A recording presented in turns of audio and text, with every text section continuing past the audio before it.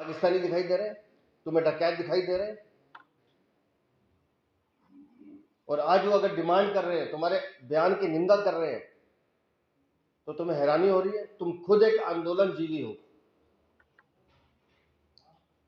तुम खुद धरने प्रदर्शन करके तुमने अपने अस्तित्व को खड़ा किया है, और वो लोग तो तुम्हें आईना दिखा रहे हैं। लेकिन तुम्हारा जो हिंदू विरोध है वो हर बार दिखता है। राम मंदिर का निर्माण नहीं होना चाहिए, ये कहने वाले अरविंद केजरीवाल थे।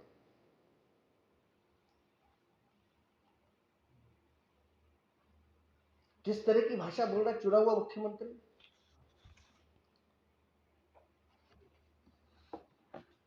सड़क छाप गुंडों की भाषा बोल रहे हैं अरविंद केजरीवाल। दुनिया भर के रोहिंग्या आपने दिल्ली में बसाए हुए हैं अरविंद केजरीवाल। आपके विधायक उनको आश्रय देते हैं, एक शब्द तुम्हारे मुंह से नहीं निकलता उनके लिए। लेकिन ये जो विस्थापित शरणार्थी जो अपने ही देश में शरण मांग रहे हैं, उस पर आपको एतराज है। मैं अरविंद केजरीवाल से एक सवाल पूछना चाहता हूं। धर्म के आधार पर 1947 का बंटवारा हुआ, उस समय कहा गया कि हम सबको सुरक्षा देंगे, सबकी रख रखाव रखेंगे। तो वो सारे लोग जो उस अखंड भारत का हिस्सा थे, और आज वो करोड़ों लोग जिन्होंने अपने तप से, अपने बल से, अपने श्रम से पूरे हिंदुस्तान को रचने का काम किया है, वो सब क्या पाकिस्तानी है? जवाब दे केजरीवाल। हम सब तो अखंड भारत में रह रहे थे ना। जिस कांग्रेस ने उस समय डिवीजन किया, उस कांग्रेस ने यह आश्वासन दिया था। मैं पहले भी कहता रहा हूं कि 1947 में जब बंटवारा हुआ, मेरा परिवार हो चाहे खुराना का परिवार हो, या ऐसे करोड़ों परिवार, हम सब तो अखंड भारत में रहते थे, हम तो उसका हिस्सा है। पाकिस्तान मनाने वालों से पूछना चाहिए कि वो पाकिस्तान कैसे बना। और वो करोड़ों लोग जिन्होंने उस समय अपना घर छोड़ा है, मैं ये भी बता रहा हूं, जो लोग इन शरणार्थियों की तरह मिलिए जाके बड़े बड़े महल छोड़ के यहाँ धक्के खा रहे हैं सिर्फ जान बचाने के लिए। अपना परिवार, अपना धंधा कौन छोड़ना चाहता है? और 47 में जिन लोगों ने इस बंटवारे को देखा, मैं तो गवाह हूं ना। मैं बताता हूं, मैं आज भी अपनी माँ और अपनी बाप की बात सुनता हूं। मेरी माँ के सामने उनके सगे भाई की गर्दन काटी गई थी। कौन देखेगा जी, कौन सुनेगा? तो ये सब वो लोग जो 47 में हिंदुस्तान में, इस वाले हिंदुस्तान में जिसकी बात करें, वो सब पाकिस्तानी हो गए क्या? अरे हम तो रहते ही भारत में थे। जिन्होंने लाइन खींची उनसे पूछो ना। केजरीवाल और कांग्रेस आज मुंह में चुप लेके बैठे हैं, जवाब दे। उस समय नेहरू ने आश्वासन दिया था कि नहीं दिया था कि 3 दिन में सबको वापस ले आएंगे, किसी को जाने की जरूरत नहीं है? क्यों नहीं बोलते राहुल गांधी? और वो जिन लोगों का घर बार लुट गया, कैसे एक एक पाई करके उन्होंने आज पूरे अर्थव्यवस्था को खड़ा किया हिंदुस्तान की, ये पूछिए ना जी।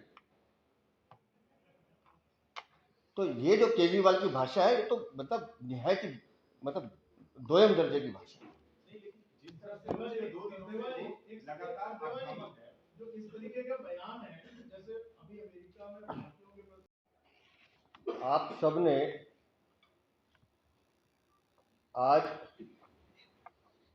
एक चुने हुए मुख्यमंत्री की भाषा पढ़ी होगी। अरविंद केजरीवाल की ये भाषा उनका घिनौना चेहरा दिखाती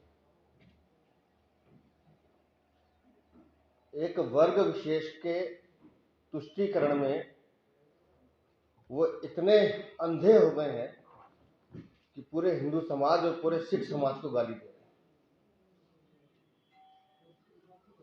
पूरे सिख समाज को चोर कह रहे हैं, डकैत कह रहे हैं, पूरे हिंदू समाज को गाली दे रहे हैं। क्या कसूर है उन लोगों का? जिन्होंने अपने परिवारों के परिवारजनों का बलिदान दे दिया, जिनके बच्चों के साथ बलात्कार हुआ, छोटी छोटी लड़कियों को उठा के ले जाया गया, और ये वो परिवार है जो अनडिवाइडेड इंडिया का हिस्सा थे। 1947 में जब भारत का बंटवारा हुआ तो वो अखंड भारत था। जो लोग यहां आ गए, तो अरविंद केजरीवाल ऐसे करोड़ों लोगों को भी आज आप पाकिस्तानी कह रहे हो। अरे हम सब तो अखंड भारत का हिस्सा थे। उस समय के रहनुमाओं ने जो लाइन खींची, उसमें इन लोगों का क्या दोष है? ये तो भारत का हिस्सा थे।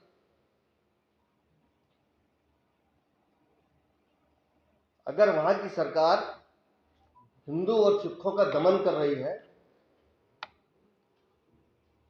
उन बच्चियों के साथ बलात्कार कर रही है, हत्या कर रही है, और वो अखंड भारत के हमारे रहने वाले लोग अपने बयान आप दे रहे हैं, आप तो देश को तोड़ने का काम कर रहे हैं, समाज को तोड़ने का काम कर रहे हैं। और पहले दिन से भारत की सरकार ने स्पष्ट किया कि सीएए किसी की नागरिकता छीनने का कानून ही नहीं है।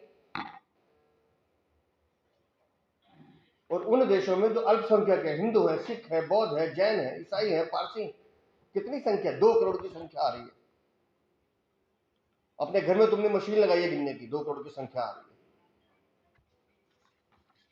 सनसनी पैदा करना, समाज में विघटन करना, समाज को तोड़ना, हिंदू सिखों को बदनाम करना, ये अरविंद केजरीवाल तुम्हारी साजिश है। क्योंकि तुम्हें एक वर्ग, रोहिंग्या, मुस्लिम, उनके लिए तुम्हारे लिए एक शब्द नहीं निकलेगा तुम्हारे मुंह से। बोल के दिखाए अरविंद केजरीवाल, एक शब्द नहीं बोलेंगे वो। और मैं अरविंद केजरीवाल तुम्हें चुनौती दे रहा हूं, तुम्हें जितना विरोध करना है कर लो।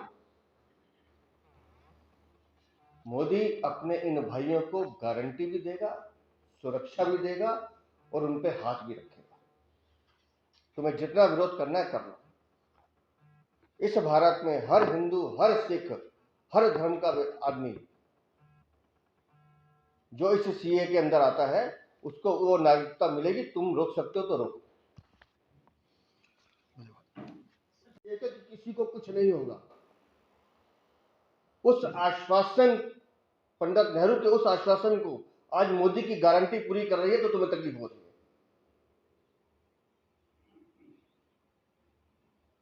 मैंने कल भी कहा था, आज फिर कहता हूं, अरविंद केजरीवाल उस परिवार की जगह एक बार अपने परिवार को रख के देखो। आंखों के सामने से जब बच्चियां उठा ली जाती हैं, भेड़ियों की तरह लोग जब टूटते हैं, उस समय उस बच्ची पे क्या बीतती है, उसके परिवार पे क्या बीतती है, ये केजरीवाल तुम्हें समझ में नहीं आएगा।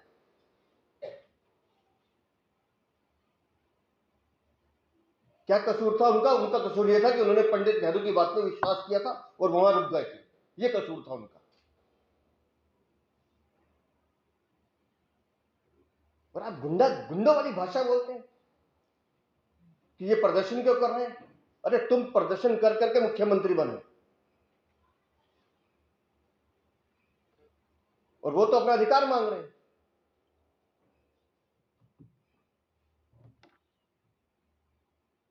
अरविंद केजरीवाल के इस बयान की मैं कहता हूं हर हिंदुस्तानी को कड़ी निंदा करनी चाहिए। आप हजारों हजार, लाखों लाख सिखों को गाली दे रहे हैं। क्या कहना चाहते हैं आप 4 दिन कैसे मुंह लेके जाएंगे पंजाब में आप, अरविंद केजरीवाल? वहां भी तो हिंदू और सिख रहते हैं। आप 4 दिन पहले कह रहे कनाडा का हाल देखो। कौन गया जी कनाडा में? हमारे सिख बंधु तो गए।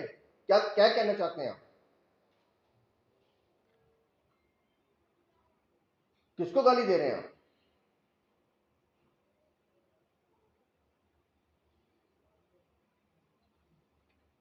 एक सीए लागू होने पर आपकी ये तिलमिलाहट समझती है, हमें समझ में आ रहा है क्या है कि नीचे की जमीन खिसक चुकी है। भ्रष्टाचार के दलदल में घिरा हुआ केजरीवाल तुम्हारे पास कुछ बताने के लिए है नहीं।